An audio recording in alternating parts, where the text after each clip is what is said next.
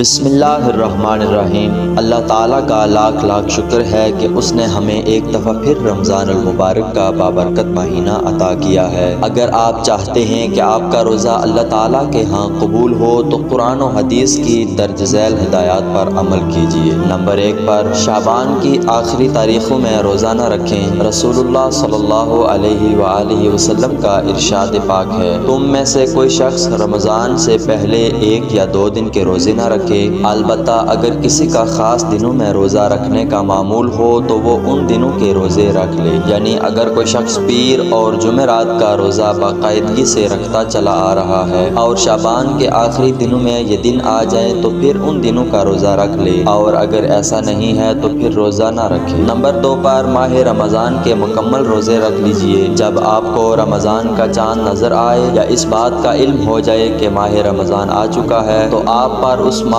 کا روزہ رکھنا واجب ہے، جیسا کہ اللہ تعالیٰ نے ارشاد فرمایا، اے ایمان والو، تم پر اسی طرح روزے فرض کیے گئے ہیں جیسے تم سے پہلے لوگوں پر فرض کیے گئے تھے تاکہ تم پرہیزگار بن جاؤ۔ آپ نے رمضان المبارک کے روزوں کو درج ذیل باتوں کے اہتمام کے ساتھ رکھنا ہے تاکہ رمضان المبارک کے فوائد، ثمرات اور برکات کے حقیقی مستحق بن سکے۔ نمبر 3، اپنے اعمال کو ریاکاری سے بچائیے۔ ریا کا مطلب ہے کہ اللہ کے علاوہ دوسروں کو دکھانے کے لیے عمل کرنا، جبکہ اخلاص کہتے ہیں اللہ کی رضا اور اس کی قربت حاصل کرنے کے لیے عمل کرنا۔ ریاکاری اخلاص کی ضد ہے اور شرکیہ عمل ہے۔ ریا میں اللہ کی رضا شامل نہیں ہوتی، وہاں عمل کرنے کا مقصد دکھاوا، شہرت، تعریف، قدر و منزلت اور دنیاوی منفعت کا حصول ہوتا ہے، اور ان مقاصد کی بنیاد پر کیا گیا عمل اللہ کے مردود و باطل ہے۔ اللہ کے ہاں عمل کی قبولیت کے لیے 2 بنیادی شرطیں ہیں، ایک عمل میں اخلاص کا پایا جانا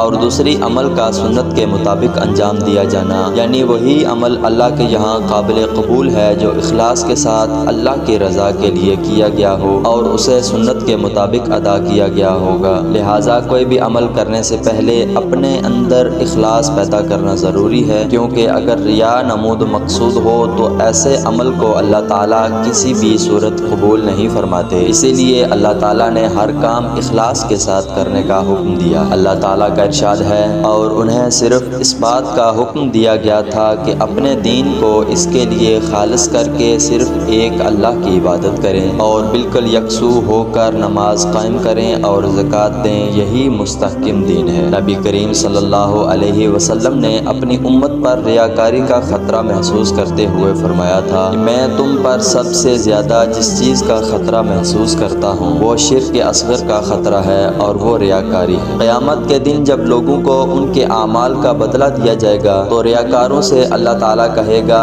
ان لوگوں کے پاس جاؤ جن کو دکھانے کے لیے تم دنیا میں اعمال کرتے تھے، اور دیکھو کیا تم ان کے پاس کوئی صلہ پاتے ہو۔ فجر سے پہلے نیت کیجیے۔ فرض روزے کے لیے شرط ہے کہ اس کی نیت رات کو یا کم از کم طلوع فجر سے پہلے کر لی جائے، کیونکہ نبی کریم صلی اللہ علیہ وسلم کا ارشاد گرامی ہے، جو روزے کی نیت رات کو نہیں کرتا اس کا روزہ نہیں ہے۔ اسی طرح دوسری حدیث میں آپ نے ارشاد فرمایا، جو شخص فجر سے پہلے روزے کی نیت نہ کرے اس کا روزہ نہیں ہے۔ ان احادیث سے یہ بات ثابت ہوتی ہے کہ فرض روزہ کی نیت روزانہ رات کو کرنی چاہیے۔ امام ابن خزیمہ نے انما الاعمال بالنیات پر باب باندھا ہے کہ روزہ کی نیت فجر طلوع ہونے سے پہلے روزانہ کرنا واجب ہے، برخلاف اس آدمی کے جس نے کہا ہے کہ ایک دفعہ کی نیت تمام مہینے کے لیے کافی ہے۔ ایمان اور ثواب کی نیت سے روزہ رکھیے، یعنی روزہ دار کی نیت اللہ کی رضا جوئی اور آخرت کا اجر و ثواب ہونا چاہیے۔ دنیا کی واہ لوٹنا یا روزہ دار کی حیثیت سے شہرت پانا مقصود نہ ہو۔ اخلاص ہر عمل کی روح ہے، اس کے بغیر نہ نماز قبول ہے، نہ روزہ اور نہ کوئی دوسری عبادت۔ اسی کو حدیث شریف میں